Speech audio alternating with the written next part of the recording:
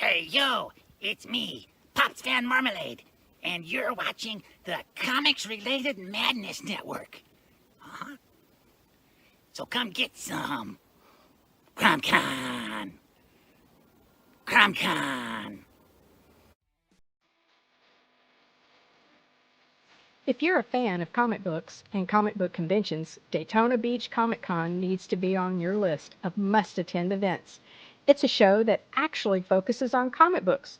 Imagine that! This year's event is happening on Saturday, September the 6th, and Sunday, September the 7th. Silverline creators will be there, so we'll see you at the show. There's a new convention in town, and it's sure to be mega fun without the mega expense. Comics, toys, collectibles, pop culture.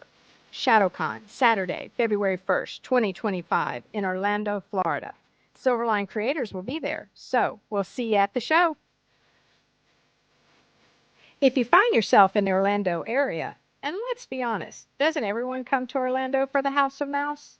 Head over to Coliseum of Comics to get your comic book fix. Be sure to check out their location on East Colonial Drive, where they carry a wide selection of independent comics, including Silverline books. Stop by and don't forget to tell them Silverline sent you. Hey, if you're an independent comic creator looking to get your comic printed, look no further than Kablam Digital Printing. They print our comics and do a fantastic job. They can even print special edition covers. When you reach out to them, be sure to tell them Silverline sent you. Hi, this is Tim TK, host of That Silverline Show on Tuesday. Join us at 11 p.m. Eastern, 8 p.m. Pacific every Tuesday night as we discuss pop culture and the joys of making comics. Hi, I'm Barb Kilber, co-host of Silverline's Wednesday Wham. Join us each Wednesday night as we discuss comics, literature, movies, and anything else that may catch our attention. I'm Roland Mann, and I host Silverline's Silver Sunday. Join me every Sunday at 8 p.m. Eastern as we make mine Silverline.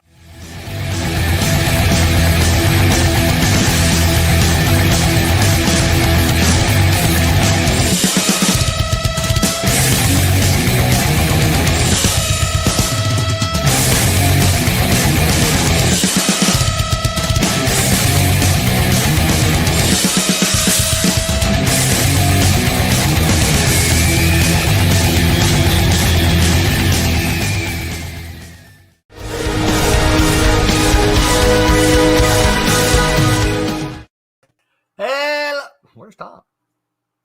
What'd you do with Tom? Hello, everybody. Welcome to Silverline Silver Sunday on this March the 16th. I'm your host, Admiral Man, and I'm excited to have tonight's discussion because I think it's going to be fun. I am joined, as always, by that man in the mask guy, Mr. Mike W. Belcher. Good evening, afternoon, whatever your time zone may be. Who's got that man in the mask IP to protect. Exactly. He does. And also joined by Mr. Tom Mason, who is not a lawyer, by the way. Not a lawyer. I only play. I'm an internet lawyer, just like I'm an internet doctor. So if you have, That's right. What is it? I'm not a lawyer, but I did sleep in a Holiday Inn Express last Holiday night. Inn Express. Yeah, I did sleep in a Holiday Inn Express last night, right? So we miss Tommy and Roberta. They cannot make it tonight, so we'll probably talk about them since they're not here.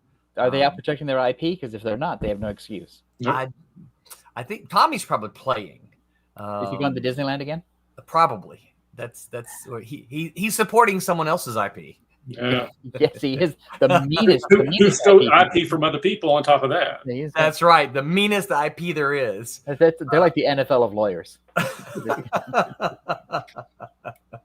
All right, so I got it shared on Facebook and I got it shared on Twitter. So all right, we're good to go. News. Any news? I don't have any news. We are Wolf Hunter 2 should be at the printer this week. So hopefully about 2 weeks we'll see that to go out. And that's the one that I proofread, right? Yes. That's a dynamite issue. Yeah. That's Yeah. I think so. Tim TK has written a fun story. Of course, the art is done by penciler Ray Fujiwara, and inked by Salvador Raga, colored and- by Martin Mertonen, And letters by and letters by Mr. Aye. Mike W. Belcher over there. Mike's like, oh, wait a minute. I'm hearing that there's a couple of corrections coming my way. Oh, no. I did. I'm sorry. Yes, it's okay. I proved Hey, Mike's I don't like, want it's part of the job.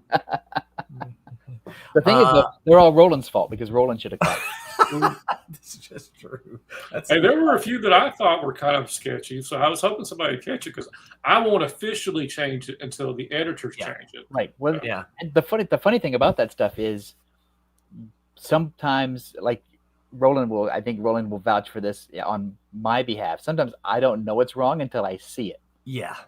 And Yeah. then I see how wrong it is, how it doesn't fit in the space I wanted to, or how I just screwed up the art somehow Yeah. by wanting the big caption to cover up the art, which is bad. And it's just like then Roland and I always had that discussion of like, yeah, I got to rewrite this.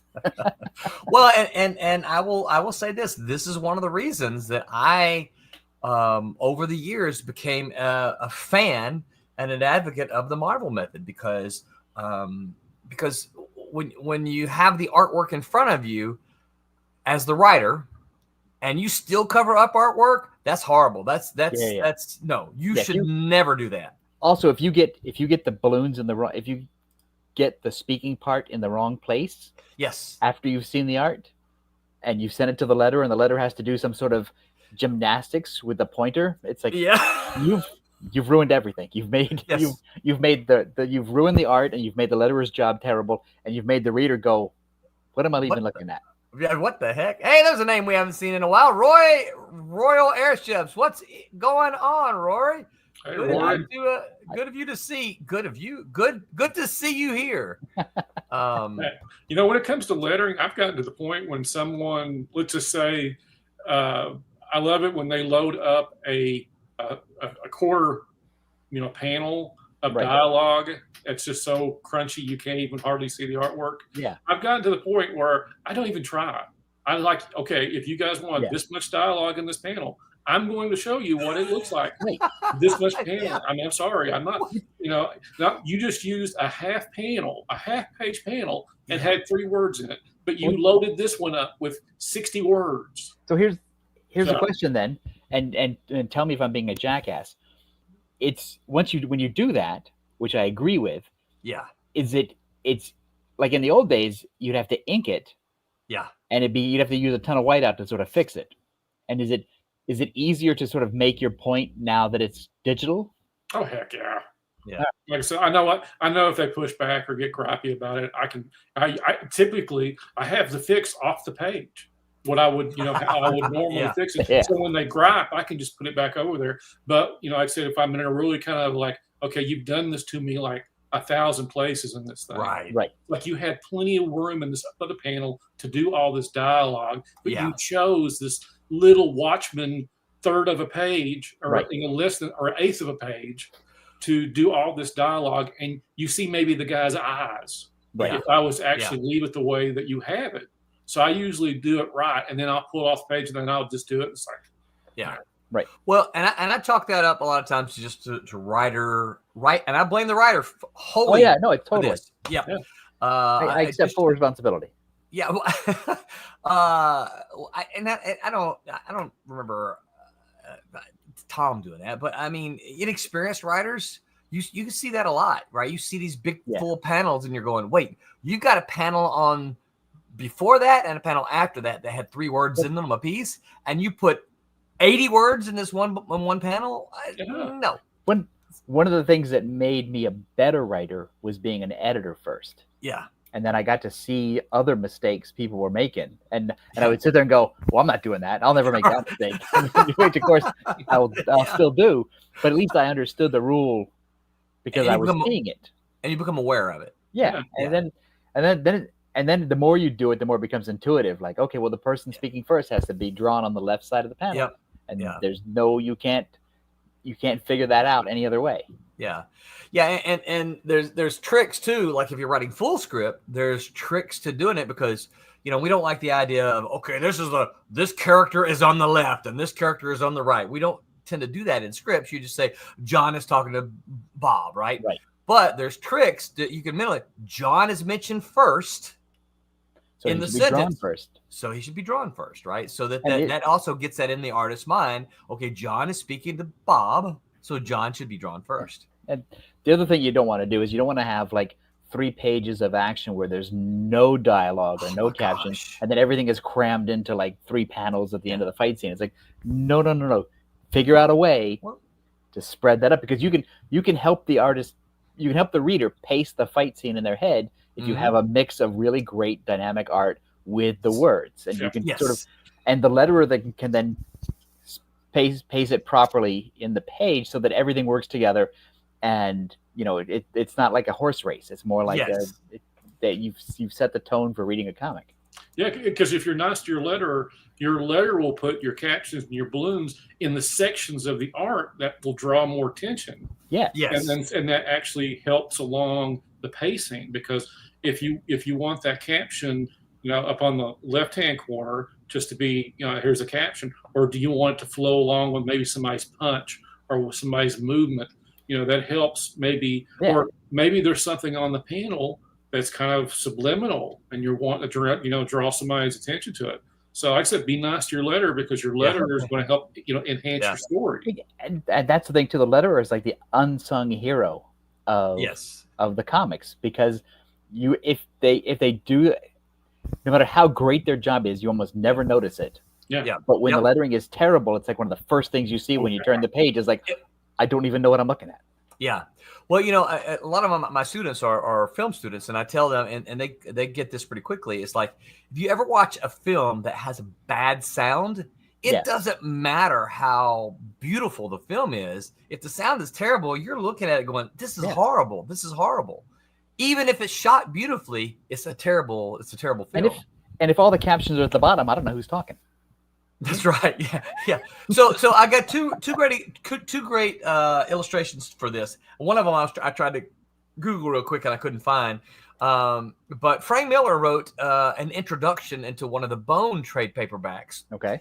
In which he, I don't remember which one it was. Like I said, I tried to Google it real fast. I have it on my work computer, and it's part of what we talk about. But one of the things he said, he was talking up Jeff Smith, blah blah blah blah. But then he got to talking about problems in modern comics, and one of the things that he mentioned, and keep in mind this is probably early 2000s or 1990s, is that writers have a tendency to just pile the words on, right? Just unnecessary words that you don't need, that you can clearly see the illustration there. And he went, artists have the opposite when left alone. They have the opposite problem in that they draw each tedious little action, and that it's like you don't need that, because you're reminded that comics aren't film. But one of the things he says is that as the writer, you need to find a way to slow the reader down. Yeah. And this is what I always tell the students, because they'll want to have like you say, like a 2-page fight scene with no words. And I'm like, well, here's the problem with that. If I'm the reader, I look at it like this. Oh, fight scene. Click. I turn the page, right? Yeah. Just like that. And so words slow the reader down. Now, the second illustration comes from our very own Peter Clinton. And he, when we were doing the first issue of Silverline Team Up, he said something about the words. He goes, no, I want words in there because I want the readers to look at my artwork. Right. So because if there's no words there, they're only going to glance at the page and flip through too quick, and they won't look at his art. Right. But if I have strategically done a good job and given you some words to slow you down, then you're looking at the artwork while you're reading that text. Yeah. Also, I think if you look at movies and TV shows, whenever there's a fight scene or a car chase or whatever, it's not just a fight scene or a car chase. They're character moments, and little bits of character are revealed. Like if there was a piece that the hero picked up earlier in the movie, and he's going to use it to get out of that jam, it's already been placed, like Chekhov's gun or whatever. Right. And how the hero escapes from the villain or doesn't, that reveals the hero's character. Yeah. And so you want to have more than just an action scene. Is not just action. Action is character moments or character development. Should be. And it should be. And it should also move the story forward so that the fight scene or the car chase has a purpose that gets the character to the next thing. Yes. And so you can't just have a pretty fight. Yeah, you've got to have a reason for the fight. You Right. know, you have to have a reason that you're walking the reader through it. Like, why is that? Because it allows you also, it's like, putting words on the page can also help you with your exposition. And so, you can fill in the blanks where you're not going to have to waste that someplace else while the reader is kind of relaxing, watching the fight scene. Right. Yeah. You can, like I said, reveal little bits of, it's like a couple of pages ago on Man in the Mask, it was a fight between the Colonel and the War Reaper. And he sucker punches the War Reaper. So I wanted to explain why was his hero sucker punching the villain. Well, he's stronger and he's vicious, and I also wanted to make sure I put in the captions that the Colonel's lost more than he's won, and so this is a desperate situation. And so you pace that through the fight, and you're not boring the reader with just they're not becoming observers. You're telling them a bit of history that I'm never going to show. I just need that in their minds. Because when we see a character like Reacher on screen in a fight scene, we want to know what the stakes are. Yeah. And we want to know what happens if he wins and what happens if he loses. Yeah. And so that's what you do with anything. Yeah. Yeah. So absolutely. Yeah. So I was just reading the comments off to the side and laughing. Yeah, I know. So Rory says that you're helping me procrastinate on a paper due Tuesday. You've got all day tomorrow to do that, Rory. Seriously, man. Plus you got the extra hour of daylight. That's right. Get to it. Really, you're kidding, said. I just got here. Can you give some advice on the best way to protect an IP? Hey, he's got Peabody as his avatar, so Yes, he. We're just his Sherman at the moment. So before we get there, which is our topic for tonight, one more bit of news. Next week we are going to be launching this. This show will be our launch party for Cat and Mouse Vipers #1. So, and I think hopefully Roberta will be able to hear. She colored it. And I have asked Jose, who's the inker, and Angelo, who's the penciler. I've asked them both to pop up. Cool. And we'll have us a launch party next week. That's next Sunday. So that's the only news that I've got. David Gutierrez says nice. As always, David, thanks for hanging out with us. Okay, so yes, really, you're kidding. It is about protecting your IP. So I'm gonna kick it off here. You guys feel free to jump in. I don't have I don't have an outline. I would have sent it to you if I did. But one of the things as creators, we have a tendency, we make stuff and then we worry that someone is going to steal it. That is probably one of the things I hear more frequently in school than I hear anywhere else. It's like, I've created this thing, someone's going to steal it. Now, between me and you and the whoever's listening here, probably not going to happen, right? Not. The chances of that is just not likely. But let's protect yourself. One of the first ways I'm going to mention, how do you protect yourself? Get your work in print. Get it in print, right? So you can say, look, here, this is me. This is not me. This is Ron Fortier, of course. This is me. I've got this in print. It exists. You'll want to put a date on it, right? So that you can say, look, this was printed in, I don't have the right glasses on to see it. 2025, right? You want to put the date on that. I know that these have dates. I'm not sure I can read these either. July 2024, right? There it is. You can see it, right? That'll help. That's one thing.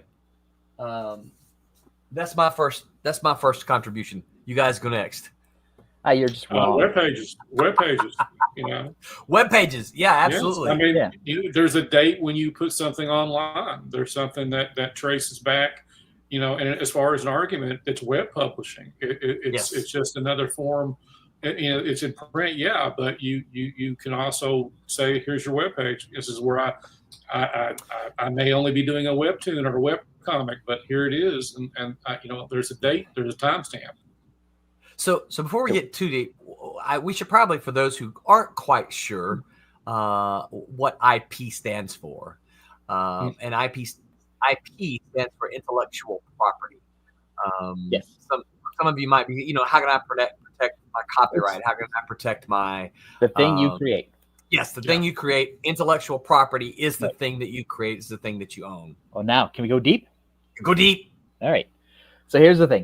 Do I There's need a my lot of waders? there's a lot of stuff about protecting your IP or protecting your copyrights that is wrong. Yeah. And a lot of people will say, "Well, just mail it to yourself." Yeah. That doesn't work. And people will say, "Well, just email it to yourself because it'll be dated." That doesn't work. Yeah. The only thing that works that is actually usable in court is a copyright. Yeah. And so you can copyright anything. I copyright my scripts. Like I don't copyright a script when I write for somebody else's TV show, but I you don't own it. because I don't own it. It's not mine. Right. Yeah. But for something that I create that I want to own, and people will say, well, yes, you've already created it, so therefore it's owned the day you created it. It's like, well, yeah, but I can't prove it until it's registered with the Copyright Office. So I spend the money, I send it to the Copyright Office. And I've copyrighted scripts, screenplays, book proposals, outlines, one paragraph ideas, all kinds of stuff. Yeah. And that's before I send it out, like before I show it to Anybody. a potential buyer. Like I'll show it to my friends of mine who are part of my trusted circle because we do that all the time. Yep. And they'll tell me what's wrong with it. But then when I fix it and I get it the way everybody likes it and I like it, I copyright it. Right. And then it's mine. Yeah. Until I sell the copyright to somebody who will give me money, and then they will own the copyright. Right. And the thing about for those of you paying attention, that is a future topic is when to sell out. Yeah, when to sell it, when to make some money. Yeah. And the thing is that you don't. It's not really protecting your copyright or protecting your IP because somebody could still steal it even if you own the copyright, even if you have the proof, whatever, because anybody can do anything. Yeah. And there are no copyright police. The copyright police is the court system. So you would have to hire a lawyer, go to court, and prove the date of your creation. Yes. And, prove that they stole it and blah, blah, blah. And so that's, so that's really what you do. And you go, because once you have the copyright, you can pretty much do anything and get it into print is obviously the next stage. Yeah. But some people don't have the resources or the money or the artist or the writer to help them make the comic. So the Copyright Office is there for you. Yeah. Now, do you have a certain form, Tom, that you fill out? There is. You can go to there's the Copyright Office has a website. Okay. And you can do it online, and it's done the day that you do it. Do you happen to know that? I'm gonna try to pull it up. Copyright Office. It's probably copyright.gov or something, but it's probably. We're having trouble finding that site. I'm trying to. I should have done more homework. That's okay. Oh, here we go. But and so I will sidetrack with a small story. All right, do that.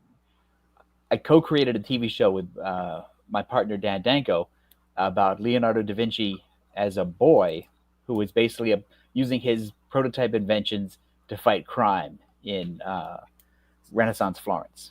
Cool. And it got picked up by a studio in London and was picked up further by the BBC for a green light. They shot 2 seasons of it. They announced it in the trade when it started production, and immediately some guy called them up and said that Dan and I had ripped him off. Oh no. He said that a year earlier he had gone to this convention in France where people pitch TV shows called MIP in Cannes, and that Dan and I had obviously seen it. We had pitched it to the producers and stolen his idea. And so the producers called us up in a panic and said, "What? Is this true?" Yeah. Yeah. And so because they were all huffy and puffy. And then we said, "Well, when is the convention in Cannes where he said that we went to, which we didn't go to the convention?" Right. And when did he see it? He said, "Well, it was exactly a year ago." And so we went looking at our records, and it turns out that we had done the Leonardo thing as a book proposal a year prior to that. So we had a book proposal, which was an outline of the book, 4 or 5 written chapters, a description of the series that had all been copyrighted, and a year before he even went to the convention with his idea. So we were a year ahead of him. Yeah. And we sent everything over to the producers and said, here's the thing, and here's the copyright certificate, and here's the date with the time step on it for when we registered it. So, and here's all the rejection slips we got from the book publishers who didn't want to buy it, which are still dated a year before he publicly revealed it. So I'm a big fan of the paper. Yeah. And creating the trail. So here's the page here, Tom. There we go. If someone's going here for the first time, where do they go? Registration? Yeah. And then register work? Yep. Register portal? All right.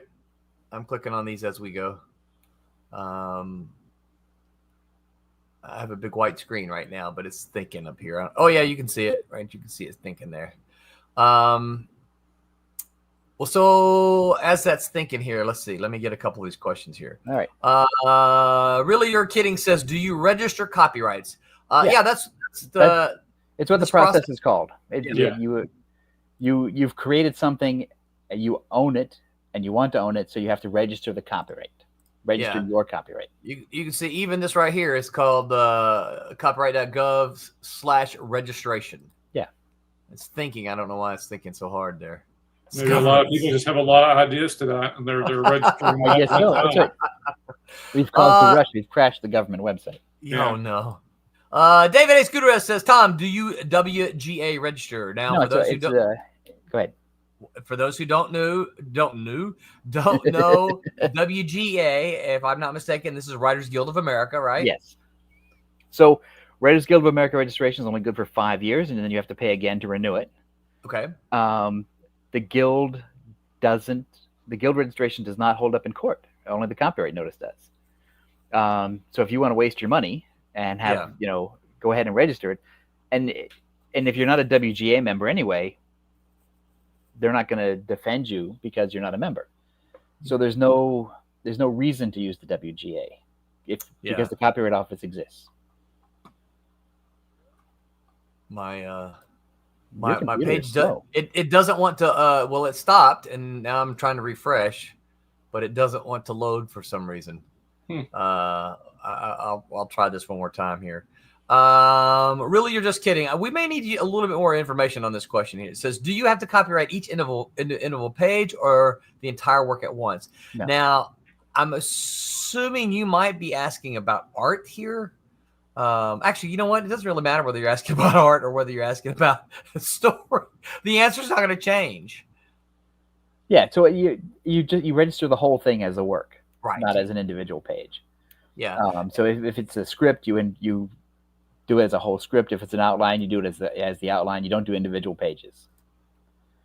Even if it's comic art, you don't register one page at a time because it's money per page, and it's just foolish. No one's going to steal a page. No, they're not. And the other thing is, here we go. Yeah, the registration portal. Yep, there we go. So this is where you would go if you're trying to do that. And again, it's just copyright.gov/registration. Yep. And this will get you right there. What's the Tom? Do you know the cost off the top of your head? No, it used to be like $75. Okay. Which really is money. I mean, you don't want to copyright every single thing that you create. Yeah. But if it's something that you're going to pass around and looking to sell and looking to acquire and looking for whatever, then you want to spend the money. Well, the other thing that you don't want to do, and correct me if you guys disagree with me, is you don't want to sit there and create a dozen characters and say this is going to be my new team, right? No. And then copyright each character, right? No. Because the thing is, if you ever have to go before a judge, it's just going to look like nonsense. You really want it to make it look as professional as possible, so that if it gets ripped off and you end up going to court, the lawyer and the judge don't look at you like you went to high school. Yeah, it's like why are you sending me all these characters from your D&D game? Right. Yeah, because that's what it looks like, right? It does. Yeah. Yeah. No, you want it to look like a professional proposal. Yeah. Jackson said, refresh, Roland. I did. It did.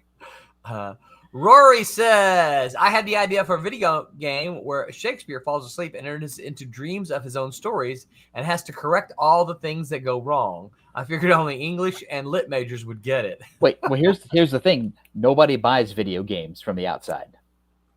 Video games They're all developed in-house, right? They're all developed in-house. Yeah. And they come from developers and coders, guys who are actually making games, not just making ideas. Yeah. Where writers get involved in a video game is sort of towards the end, where you might get called, like I get called in to polish dialogue on cutscenes and to give a fresh set of eyes to some of the stuff.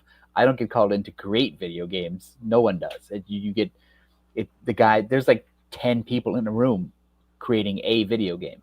Right. Yeah. And they're in there pitching ideas like every second of the day. Right. Wouldn't it be cool if? Right. Yeah. Yeah. That's my whole life. Wouldn't it be cool if this happened? Right. This is a good question here. David A. Scooter says, what about something as common that has a common name like cat and mouse? What do you present to show the idea is unique if the title is not? Change the title. What's that? Change the title. You can't change the title, yeah. Yeah. But I think one of the things you can do, David, is obviously, what is it? It's name and likeness, right? That's what it's called? Name and likeness. Name and likeness is that the logo that you create for it has to have direct bearing on the thing that you're doing. Yeah. So, for instance, like there's somebody else out there I noticed about a year ago with a comic called Cat and Mouse. It is nothing like my Cat and Mouse, right?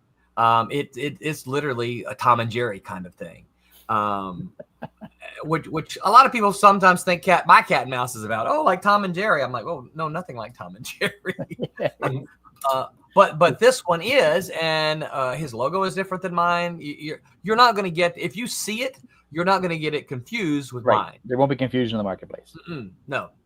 And also you can see that same kind of thing in a video game where there's a cat and mouse video game, but it's closer to Tom and Jerry, because when people think of cat and mouse in the general marketplace, they think of Tom Itchy and Scratchy or Tom and Jerry or Herman and Catnip. Yeah. Or who? Herman and Catnip. They were Terry Toons characters in the 1940s. Oh, okay. I'm like, wait, I don't know that one. I was struggling to come up with a third set of cat and mouse characters, and I went back to the old timey. So one of the things too is of course, Tom, you talked about it at the very beginning, and I know this is something that I did way back in the 80s, because it's what I thought. When you come up with an idea, you put it in an envelope and you register mail it to yourself, right? And don't open it until you open it. Yeah, you have a separate copy that's opened that you can show your lawyer. Say, this is what's in this sealed envelope that has a stamp with a date on it and everything. And fool, it's all official. Postal Service. That's right. Yeah. It's a government agency. It's a government agency. I'm assuming it's still called that. It's called the poor man's copyright. It is. And it doesn't protect you. I was going to say, I've never known anyone to use it. I've never known anyone to have to use it. I've never known anyone that's tried to use it and failed. I've never known anyone that's tried to use it and succeeded. So I just know that it exists. And certainly, and I know in the 80s that that's what they were pushing for writers to do. Yeah, because I think all writers imagine that there's going to be like that scene in Matlock or Perry Mason where you hold up the envelope and said, I'm going to rip this envelope open in front of the court and prove that mine was created a year before yours. And then there's that dramatic thing where Raymond Burr rips open the top of it and says, see, mine was first, and you were all witnesses. It's like, it doesn't happen that way. Yeah. Court is actually very boring, and it's very procedural, and it's just like, do you have the copyright? Yes. And did they steal it? Yes. And then boom, you're done. But if no one has the copyright, if no one has gone through official channels, how do you do that? You mean, how do you get it? How's it proven? Yeah, you don't. Yeah. How do you protect your work? Yeah, you can't. You have the reason the way to protect your work is to go through a government agency that's recognized by the court system. Everything else doesn't work. No matter what other ideas you hear on the internet, or no it's like medical advice from the internet. It's like, what you should do. It's like, no, you should register your work with the Copyright Office because that's why the Copyright Office exists. Yeah. And even if you live in a foreign land that has loosey-goosey copyright stuff and isn't part of the Berne Convention or whatever, if you're planning on selling your work to a U.S. market, you should still register with the U.S. even if you live in, the Sahara Desert or China or Germany or, wherever. You should still register it in the U.S. because the U.S. has the big copyright power. Yeah. And we also should say that trademarks and copyrights are two different things. That's a lot of people think they're the same thing, and they're definitely not. No. The copyright is the concept, the idea, the work. The trademark is it's the execution. But the trademark is what it goes by, the name of it, the how is it marketed, how is it right down to this is the logo, this is the design of the logo. The logo is going to be used on comic books, on posters. I mean, the trademark is just as it's a little more dense than the copyright law. Yes. Yeah. Also, getting a traditional registered copyright getting a traditional registered trademark is very expensive. Yeah. Very. Yeah. A couple thousand bucks. So you got to be really serious about your stuff. Yeah. You have to have it in actuality. I think 3 times before you're even able to register it. You have to have it. It has to be shown on 3 different things to, I guess, be serious. And they're trademark categories too. You can register it for like linens and bed sheets or toys or video games or whatever. What purpose? And each category is worth a money. So yes, yeah. So you can't just do this one trademark encompasses everything. You know. It's really what you should do, because people are broke and they don't want to, and not everything is going to be a hit, is like get the copyright first, publish your comic book. If it starts to take off and gets really successful and you have the money left over, get the trademark. Then get the trademark. Yeah. Yeah, because it goes back to the cat and mouse thing about how many different things. It's like Man in the Mask it's a very common term in particular genres. Right. And so that's the reason officially my book is Mike Belcher's Man in the Mask. Right. It shows my ownership right off the top, but it's also part of the logo. It's actually part of, Also, the great thing is when Hollywood buys your property from you and makes it into a video game, they can't cut your name out of the logo because your name is the logo. Exactly. That's why it's Tom Mason's Dinosaurs for Hire, by the way. Because somebody tried to take my name off of it, and I said, no, I know a guy who can make me a logo. So I actually remember that story. Let's see here. Hyper says, like and subscribe, kids. Thank you, Hyper. We can always depend on you. Hyper is right, folks.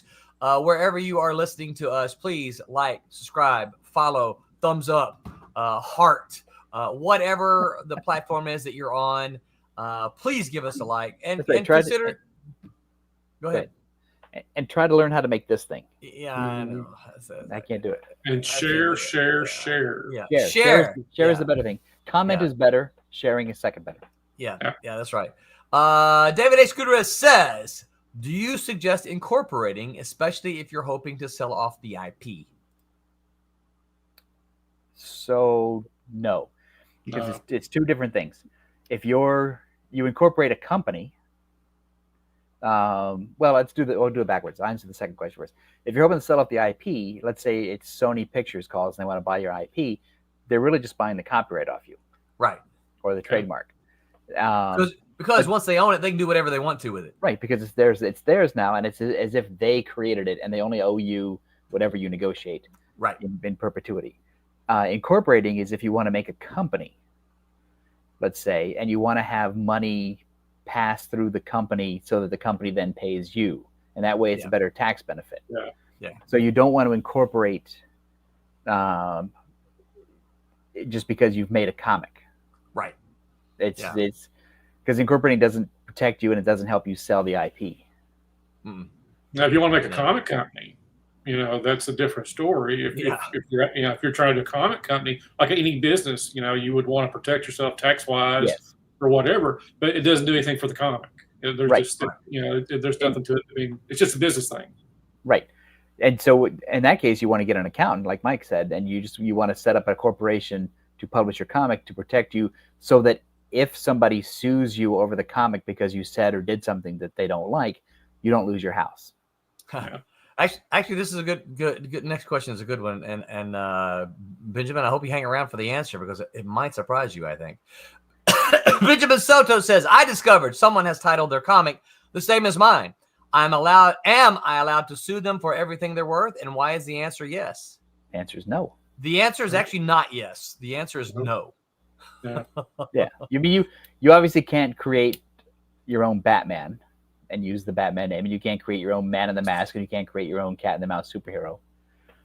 But you also can't sue if somebody else is using a comic that you created because they're there first.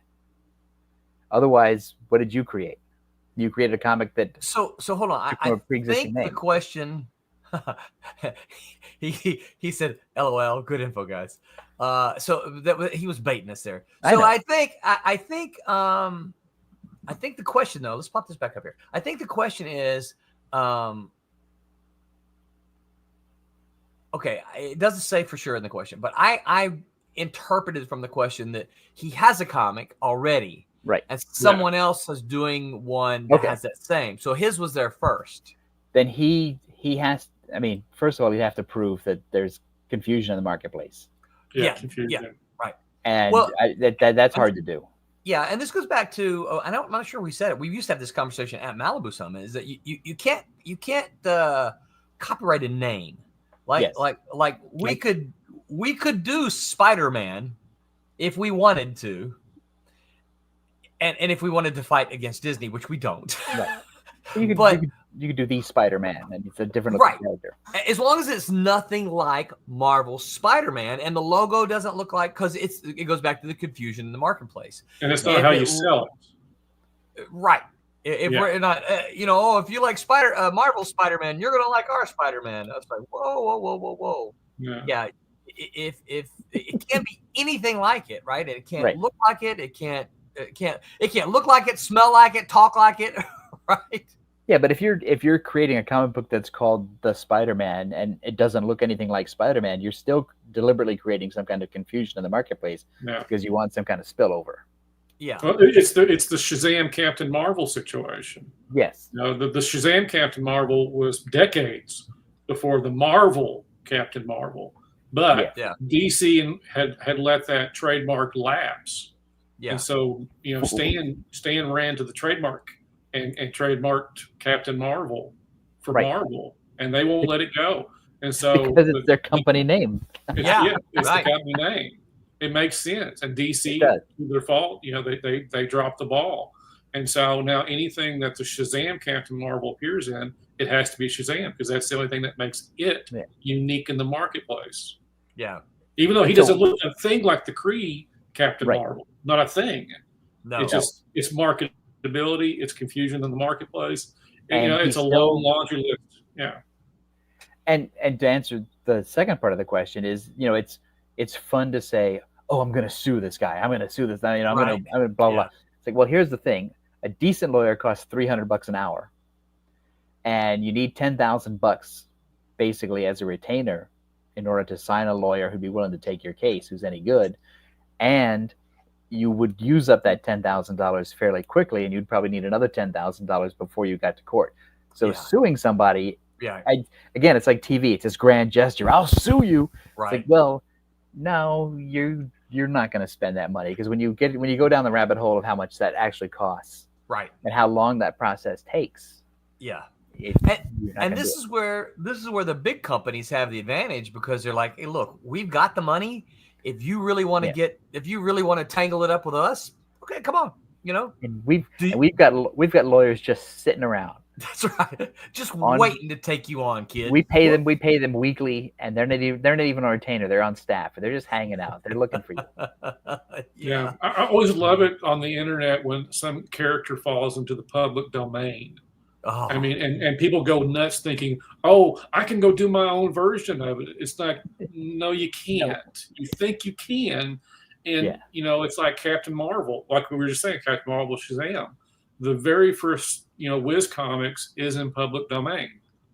And by virtue, you could reprint it and you can take elements of it and make your own. I don't know why you'd want to, because quite honestly, I'm not wired that way. I'd rather just make my own stuff. But anyway, there's people out there that just love public domain characters. Yeah. And so they think that's a license to allow them to do a new version of Captain Marvel. It's like, no, that's not what that means. Right. It's a very technical thing, because even if you were to go out and say, well, I only use the elements out of Wiz Comics #1 that's in public domain. So it's like, no, DC has a million lawyers that will tell you why you're wrong. Right. And so it's just the way it cuts. I mean, in all legalities, you can reprint that issue as a publisher. You can put it in some kind of, anthology that doesn't have it on the cover or whatever, because you're legally able to, because it is a public domain thing. But you can't make new stuff off of it, because And the thing is, if you're using a public domain character and you create, you recreate your new thing with it, no studio or TV series or whomever is going to want it, because it's the chain of title is weird. Yeah, it's not clean, and it's not something that you came up with. You basically took somebody else's work and repurposed it. Yeah. Yep. And I think we've all seen, and we've talked about this on the show a 1,000 times, or at least I have, is that the best stuff, the stuff we all like, is the stuff that came from nothing, basically. It came out of, like, Dave Sim's Cerebus, Love and Rockets, Jeff Smith's Bone. It's not the derivative stuff that sticks in our heads. And so, if you want to play around with public domain characters and make some weird Mickey Mouse thing, go ahead. But it doesn't. It's not going to be as creatively fulfilling as having your own thing. No. Yeah. No, I mean, and we're not going to respond to it. Winnie the Pooh has been all the rage. I'm sorry. No, I just said Winnie the Pooh has been all the rage. Yeah, Winnie the Pooh right now. But if you go out there and make a new Black Terror, well, there's 1,000 guys behind you that just made a new Black Terror too.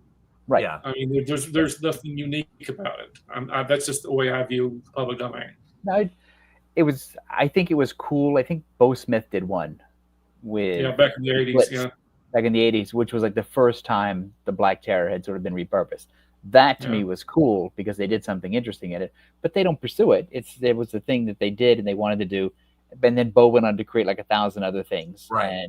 And, Black Terror just became a project. Look here, Thomas Floramonte says, howdy guys. Sorry I couldn't make it. Indie Planet has 2,000 plus books on it. Guess how many have the same name? A bunch. There are 3 or 4 divinities. Right. Yeah. So how do you handle that? Well, Tom Mason's Bone and Tom Mason's Cerebus is going to come out in 2026. I think the common names, he says. Yeah, to me, it's more like, since I'm tangentially involved in the industry, I sort of know what stuff is being published. Right. And if I come up with a title, this is my magnum opus, this is the title I've got to have, and I go to the comic book store and I see 3 books that already have the same name, it's like, I don't get mad and say, I'm going to do this anyway. It's more like, okay, this is my challenge. What's my next name? Yeah. What can I do to make myself different? Yeah. Like, I'm not going to come up with a comic called The Man Without a Mask. Yeah. Because I'm working on one over here called The Woman in the Mask. Right. There's such things. Yeah. When Mike gets the $1 million studio movie, then they go to him and say, we'd like to do a sequel or a spinoff or whatever. That's what he's got. That's right. Yeah. Yep. But I think the thing is that the name is critical, and you shouldn't get the name is critical, but it also isn't important, because it changes. It can change in a heartbeat. Like if you sell it to a studio, and the studio suddenly says, we're not going to use the Man in the Mask name anymore. We're now just going to call it Jerry. Yeah. Like, well, they paid you for it, so You're right. all that sweat over the name that you created is lost. Yeah. Because it's now Jerry. Yeah. Right. It's now Jerry. Yeah. Yeah. Because they want to market it too. Yes, Right. that's right. Yeah. And they might be wrong, Yeah. right? In our minds, they might be wrong, but they're making the change because they think it's the best thing to do. And because they have like 1,000 charts and graphs of market research that sort of prove their point, even if it fails. And so you can't argue with it. You've sold the IP to them, so if they want to call it Jerry, it's Jerry. Yeah. That's Jerry. And just like the John Carter of Mars movie. Oh man, I you know what? I like the movie, but it was horribly marketed. It's a great adventure movie. It's a great movie. It's not. The thing is, it's not like a fantastic game-changing adventure movie. However, it is a great movie to just sit down and enjoy and be entertained and see some stuff that you didn't see in other movies. Right. Yeah. And that's Disney rocketeered it.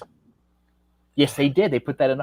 Oh man, I'm so mad. And you might as well say that they Iron Gianted it too, because the great movies that deserve like a huger audience. Yeah. And I don't know why Rocketeer didn't succeed. Oh my gosh! Yeah. I look at that. To me, that movie set the tone for the I mean, if you look at that, watch it now, it's like, well, that's a Marvel movie. I haven't seen it in a while. You should. I mean, there's some stuff that's definitely of the time in which it was made. But it holds together like a Marvel movie. It holds together like the first Captain America movie. Yeah, easily. Yeah, I need to watch it again. Yeah. The dynamic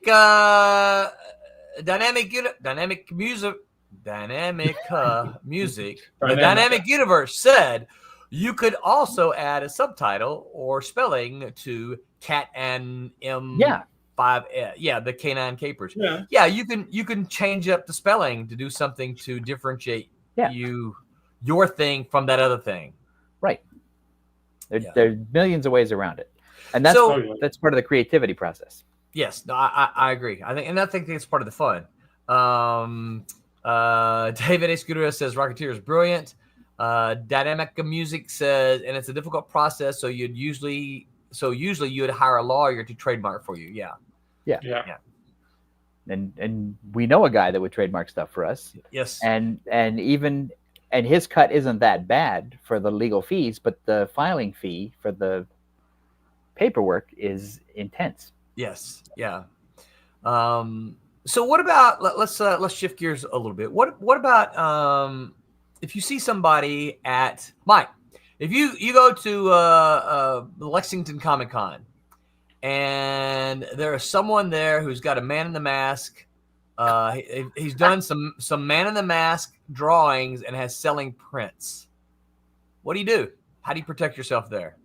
Well, the first thing I would do is go up to him and say, hey, you're kind of infringing on my stuff. And then secondly, since I know the people who run the con, I would go to them and I would complain. And I would say, and I would say, you guys know me and you know how long Man in the Mask has been around. You've got a guy on the floor selling stuff that it doesn't belong to him. And that's how I would handle it initially. That's a great way.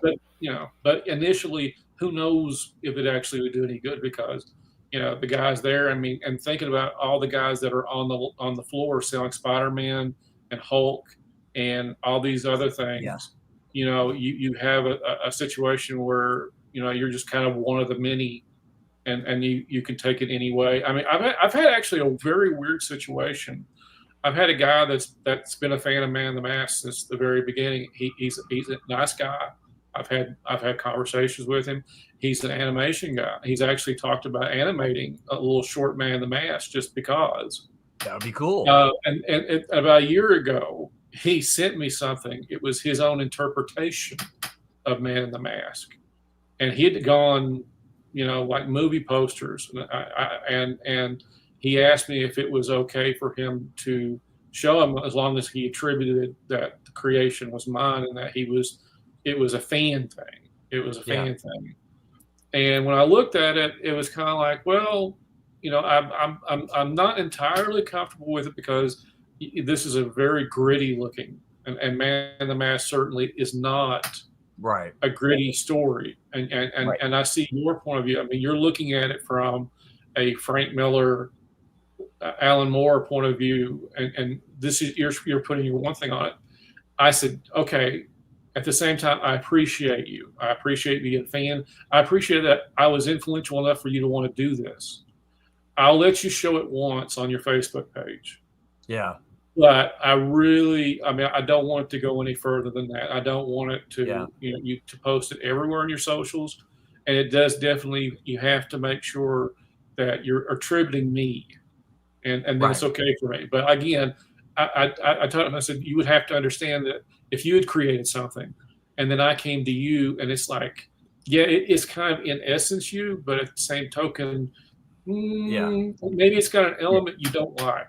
And so you have to look at it from my point of view, because I don't want the confusion. I don't want people to think that I'm paying you to do a Man in the Mask story in this style, in this darker style. So, I'm allowing you, and I made a point to reshare it on mine to say, this is a fan interpretation. Yeah.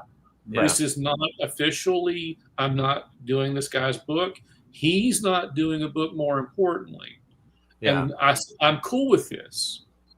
But like I said, had he tried to do more, I would have had to put my foot down a little bit. But again, that's awesome, because if you're a cool guy interacting with the creator, this is sometimes what you get. Yes. Yeah. I'll be right back. I'm gonna go grab something that I can show. Right. So it'll take me like 2 minutes. I'll be right back. That's why I always had problems with Tom Mason's Broken Toy Story that I tried to do.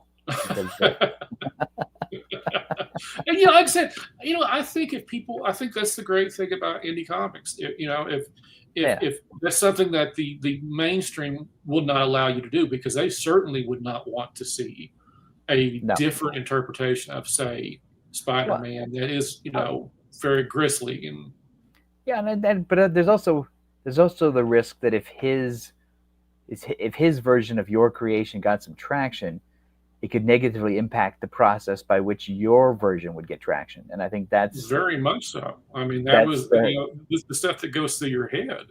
It's like, well, people like his better than mine. Well, there's that too, because we're all sort of insecure nerds. We're very insecure nerds.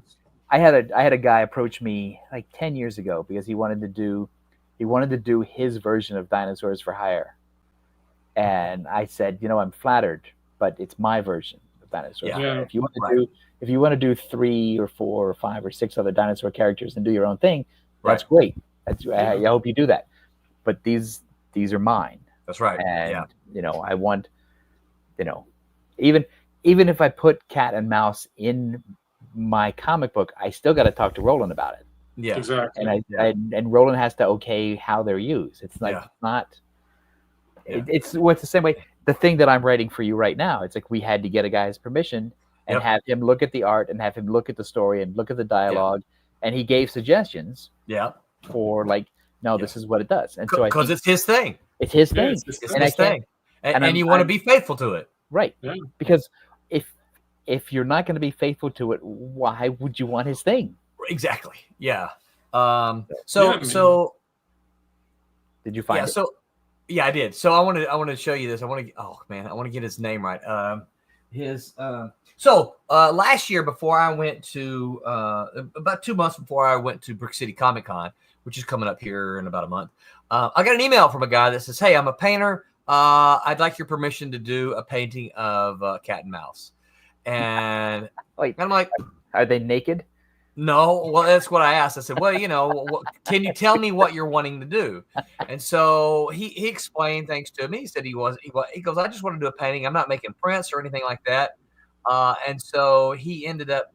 So I said yes, and this is what he did. Nice. That's awesome. So this fella's name is John Spangler. For those of you who are looking stuff up. He just said he loved the characters, and he loved the comic, and he wanted to do a painting in the way he does his paintings. He does videos. He's on Instagram and does a lot of stuff there. Get me off of here. And so I'm like, you go right ahead. But in my opinion, he did it the right way. He came in and he asked me, He said, "Hey, here's what I want to do. Do you care?" And I'm like, "You know what? No, you go right ahead."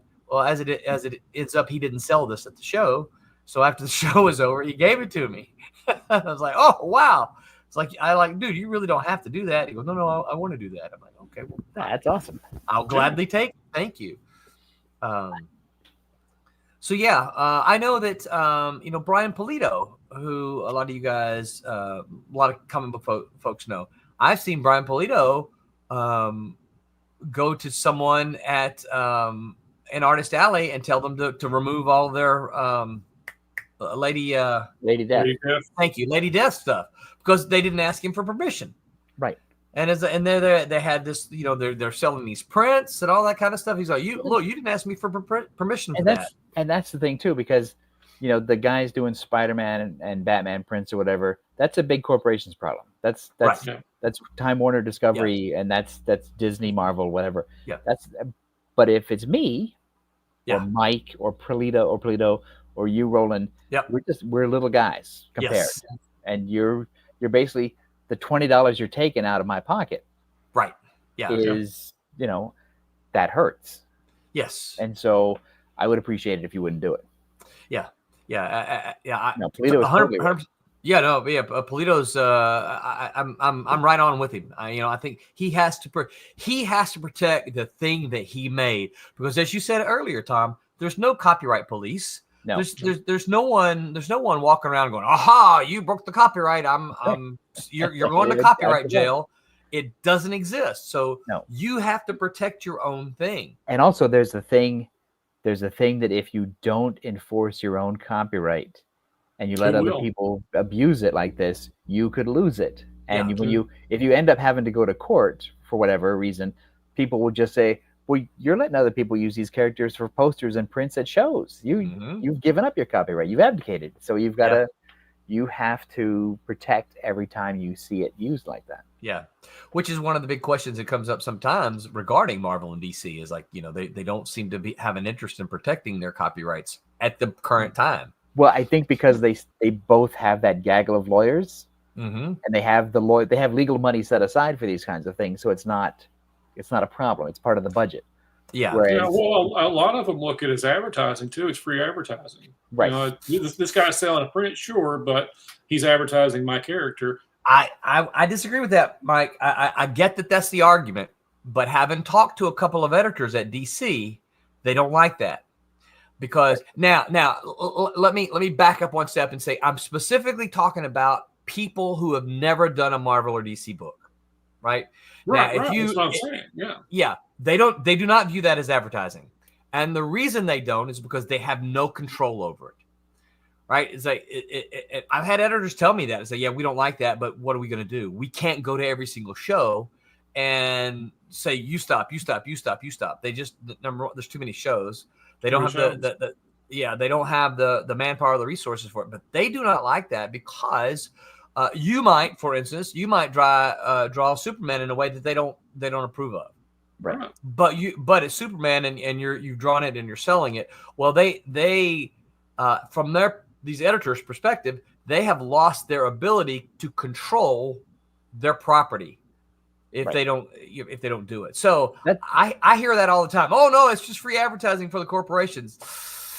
I think it's a gray area if the creator is working currently at Marvel or DC, and it's the character for the book or the project that they're working on. I think that's that. Well, if Todd McFarlane's selling a Spider-Man print, then that's different. Well, but the creator, anybody who's ever worked on a book on DC, okay, for an example, I learned this through another creator that came to the con. He actually showed me the paperwork that he carries around with him that allows him to sell DC-related prints because he worked at DC. And actually, they have an allotment they have to record. Now, does DC keep up with this allotment? No. Yeah. But the honest ones do. And so he's allowed, there's two things he has to put on it. He has to put copyright DC Comics and not author. I mean, it's not an official merchandise. That's the two things that DC. See, that was the thing that, now Marvel does the same thing, but Marvel actually gives them a Marvel logo in the corner. They'll, and they actually sometimes provide the prints to the I've creator. heard that. Yeah. Actually I have one up here on the wall, Kusami of Daredevil, and there's a Marvel logo in the corner. It says copyright Marvel Comics. But the DC paperwork, I read the paperwork, and they have an allotment so that he could make 20 copies of every illustration of, say, Superman or Batman or whatever. And he's completely legally able to do it. They're giving him permission to do those types of, So because he was a recognized creator at DC. Despite what he did, he was an employee in a work for hire situation, and he's allowed to. So, well, that's a part of the IP thing too. Is that if you're working for Marvel or DC, and you're a writer or an artist, and you create a new character for them, you've already signed over the IP to Marvel and DC because that's part of your contract. So you can't copyright that because that becomes their character. That's why. Eric Larson famously said like 30 years ago that he was saving the stuff that he created for his own comics because he wasn't going to give them to the corporation. And you know what? I don't blame him. I don't blame him either. It makes perfect sense because we've all seen what happens to people who create works for Marvel and DC that are original and how they don't get compensated. And until that changes, what's the point of creating an right? Starling got more money for KG Beast and Batman versus Superman than he got for every character he created in Guardians of the Galaxy. Well, Len Wein created the just the fat detective in Batman, the Commissioner Gordon's buddy. Bullock. Yeah, and he got more money from Bullock than he ever got for Wolverine. Yeah, really, and because of his deal with DC. Because DC had a character interest agreement that Paul Levitz requested Len Wein sign. And Len Wein has told the story on mine long before he passed. He said, and I was like, it's just Harvey Bullock. It's like this, it's a fat slob detective or whatever. And Paul Levitz was like, no, you need to sign it. And so, Wein signed it, and he got more money from that over time than he got from Wolverine. Well, I know Perez before he passed as well. He was local to me here, and I used to see him at some of the smaller shows, and that's where I had the opportunity to talk to him. And he said for more than once that the royalty checks that he got from DC were very generous. Yeah. And he never told me dollars amount or anything like that, but he just said they were very generous, and he was not unhappy at all. Right. And apparently I forget if we talked about this on the show or not, or maybe I just heard this from the source, but DC pays their creators very well for the video games. Like most of the DC. Yeah. Most of the DC talent gets more money from the character they have an interest in appearing in the DC video games than from the comics because it's that generous. Yeah, yeah. Chuck Dixon said he gets nice royalties from Bane. Yeah, for the toys. Which, by the way, he should because that's a minor character who became like a major character. Yes. Yeah. So and that's the good part of it, right? That when they can treat you right like that. Yeah. And did we cover everything? Go ahead. Well, I've got the final thing that you sent me. Okay. Because the other thing about protecting your IP is what you do when you die. What happens to your IP? Yeah. And a lot of people don't talk about that. A lot of it is more like, well, my partner will take care of it, or my kids will take care of it, so whatever. It's like, well, maybe not. And so there's well, and not only this is, are your kids going to know anything about it? Right. Yeah, I mean, right. My kids aren't going to know anything about it. Right. They know, hey, Dad wrote some comic books and it's pretty cool, and he's got way too many in his office. Yeah. And we threw most of them out after he was dead. Right. Because what do we care? They're taking up room and they smell like old comics. And so yeah. Whereas to me, old comics are like an aphrodisiac. So oh man. Yes. I understand that I'm inhaling old moldy newspaper. I get cancer, it too. But still, who cares? There's a whiff of opening up a box of old comics, which just like it takes me right back to being like 9-10 years old. Oh again. yeah. And I just like I got that old comic book feeling again. Oh, I know. And the flashback, right? I can't not open a comic that you buy and you get out of the bag and It's like I have no interest in vaping in any way. However, No. if they made a flavor called Old Comic Book, I would vape that. Yeah. So there's a creator, Neil Gaiman, Yes. who is obviously is troublesome these days. However, he did a great thing on his website where he created what's called a simple will. It's a one-page thing. It's about what you want to have happen to your trademarks and your copyrights for all of your stuff after you pass away. And separate from your furniture and your bank accounts and your other stuff, what happens to your intellectual property, what happens to your copyrights. And it's a very simple form. You can copy it out, give it to a lawyer, get it witnessed, and pop it in for almost, for the cost of that one lawyer visit. And if you just want to get it notarized, depending on the rules of your state, a notary is, $50. Yeah. And so, oh heck, you can get them cheaper than that. Yeah. So it's really, we know someone, Stacy Herring Saez, who became a notary, and it was $10.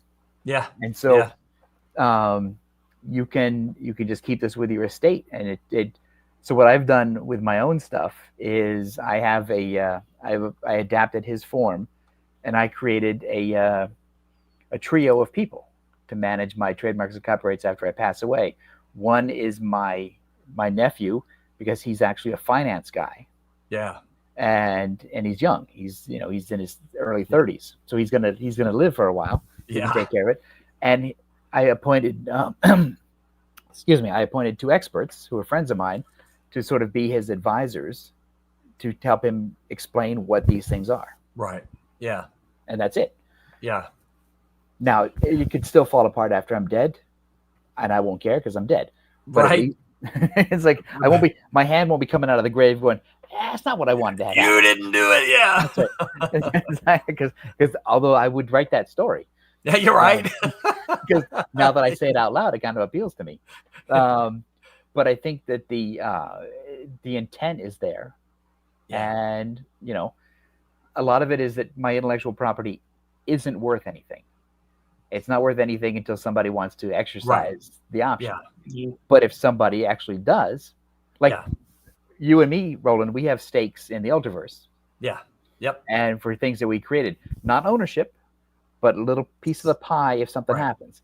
Yep. And so if 30 years from now, somebody exercises that piece of the pie and turns it into a hit movie, there's a little money trail that should flow back to me, which if I'm dead, would go to my heirs. It should go to your state. Yeah, your state. Even whether it's $1,000, $10,000, or $100,000, still free money, and it's better in my pocket than it is in somebody else's. And here's the way I look at that. Even if it's $100,000, $10,000, $1,000, right?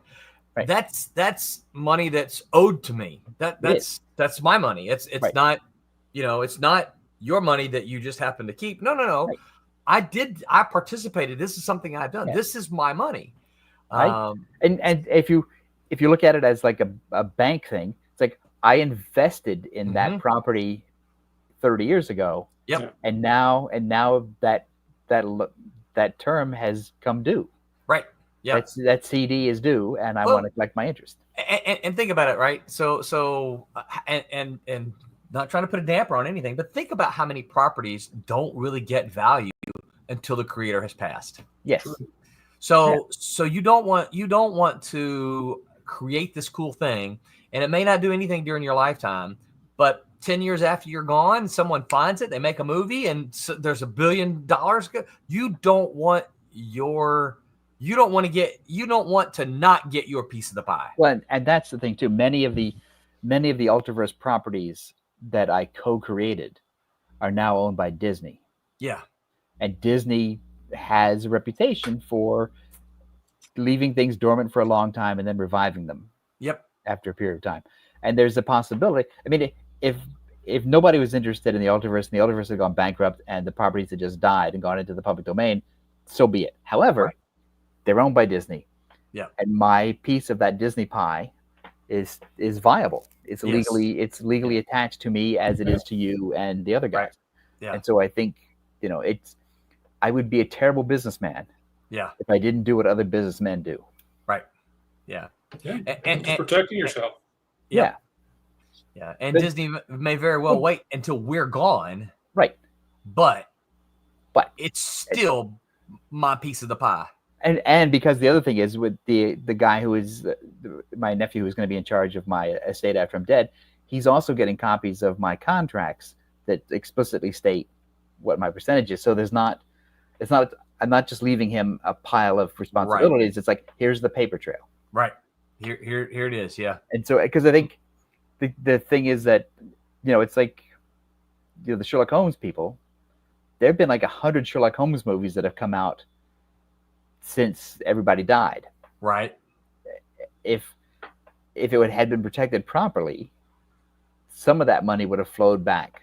Right. More generously to the estate. Yeah. And so, I view it as these are heirlooms. This is like giving my bad furniture to my children. Yeah. Yeah. Well, we've got a branding iron that is not worth a penny probably, right? But it's a branding iron that was my great grandfather's, my great, right? It's just a silly little M, but on the end of a poker stick, it's not worth anything. But I want to be able to pass that down. That's ours. That's mine.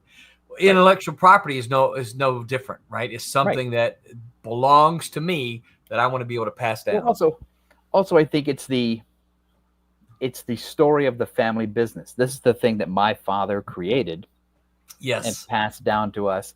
This is his legacy. Just like, if my grandfather created an auto factory, or my other grandfather created, a hardware store. Right. It's like, I created a comic book business. This comic book business is now part of the family estate, and now it's down to you. If you screw it up, so be it. I'm dead. That's right. I'm gone. David A. Scudera says, I'm leaving everything to Tom. Well, I'm just going to give it to my nephew. So it's not. Pops dropped in here. Pops says, evening, gents. And then he says, Chuck Dixon is a nice guy, too. And then he says, TMI, Tom. Which part? I don't remember which part that was.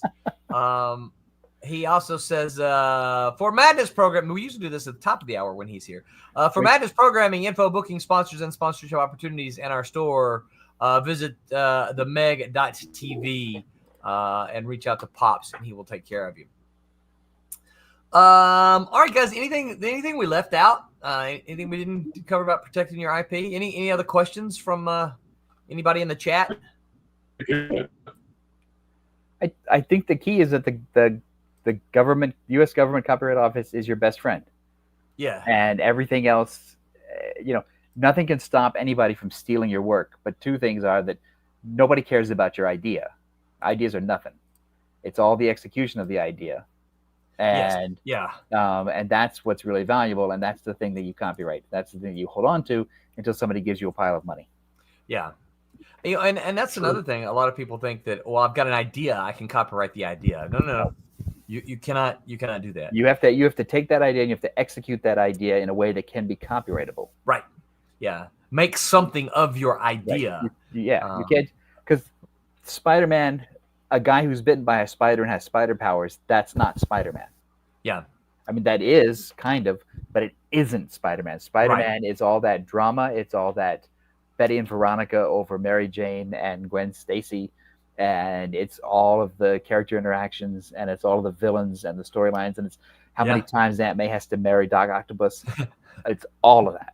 Yeah. That's Spider-Man. Yeah. And it's true. You've all heard it before. Ideas are a dime a dozen. That is true. That is true. And Mike, I hate to keep cutting you out, but you weren't in the rooms with us when Roland and I kept doing this kind of thing. Is that when we would pitch out ideas, we threw away 90% of everything because we didn't see how it could work. And so that's the thing. Ideas aren't anything. Yeah.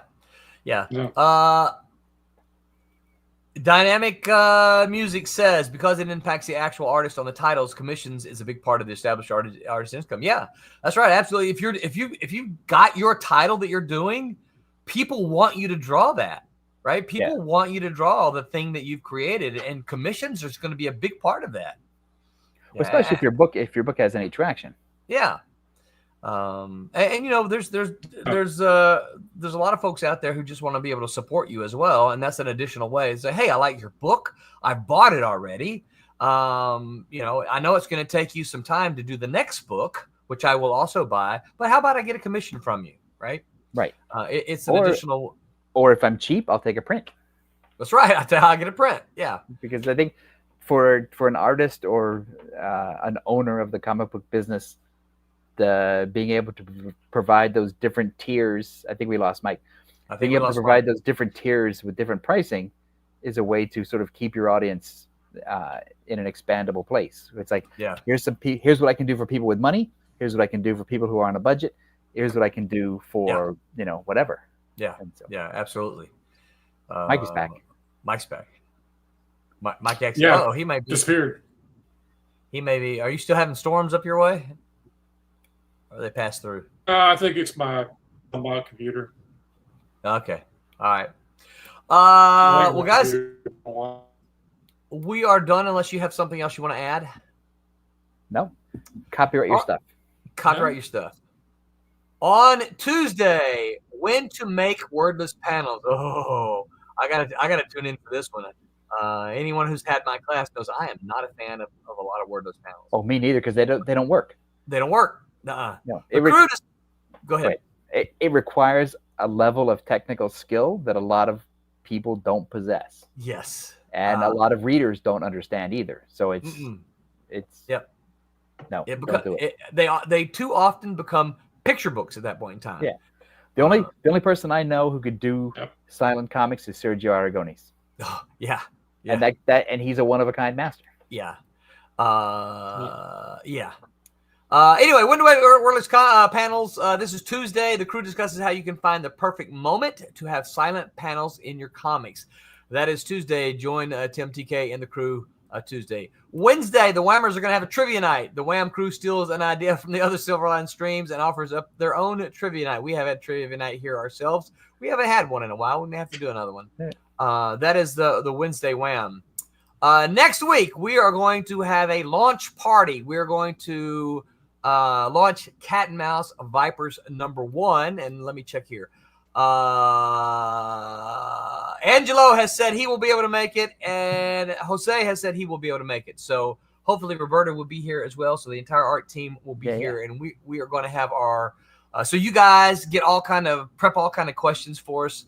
But we are going to have our launch party. We will launch our campaign. We'll probably have a 30-minute lead up to it, and then we'll launch a campaign at the bottom of the hour so we can watch about another 30 minutes of the campaign. Ooh. So that is next week. And Roberta says, I'll be there. Hey, Roberta. So we missed you tonight, Roberta. All right. Last chance, fellas. Anything you want to say? Any shows coming up for either of you? I'll be at WonderCon. WonderCon, that is 2 weeks. 2 weeks. 2 weeks. So I'll be actually reporting live. When I'm on the show 2 weeks from now, I'll be live from the con. Nice. That'll be fun. Roberta said, "Hi, gang. Great show. Missed you too." All right. Well, you guys know what time. As where did he go here? Where is Hyper says? Don't forget to like and subscribe, kids. Until next week. Don't forget to make mine Silverline. Good night, everyone. Silverline.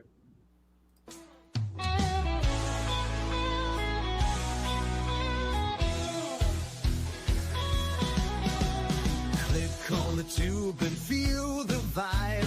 Every show you crave right here live. Heroes and villains clash in the night. Madness Comic Network sets it right. Scroll through the list, find what you need. Epic battle. travels in fast-paced speed, from capes to cosmic space delight. Tune in and watch your favorites ignite. On Facebook, share the thrill so grand. On X, the buzz across the land. Madness Comic Network all around. In every episode, joy is found.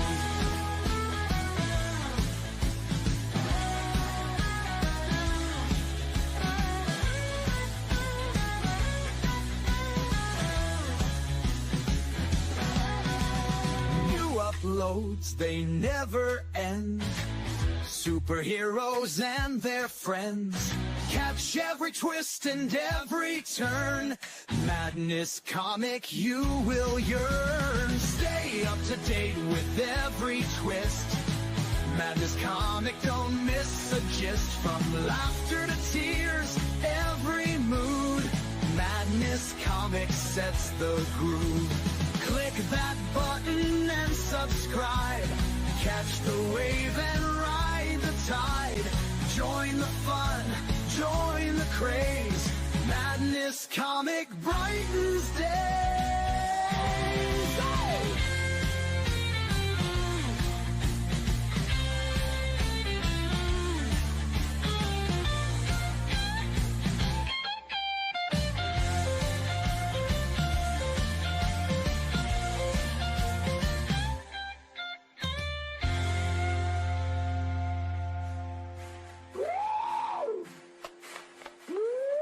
New uploads, they never end. Superheroes and their friends. Catch every twist and every turn. Madness Comic, you will yearn. Stay up to date with every twist. Madness Comic, don't miss a gist. From laughter to tears, every mood. Madness Comic sets the groove. Click that button and subscribe. Catch the wave and ride the tide. Join the fun, join the craze. Madness Comic brightens days.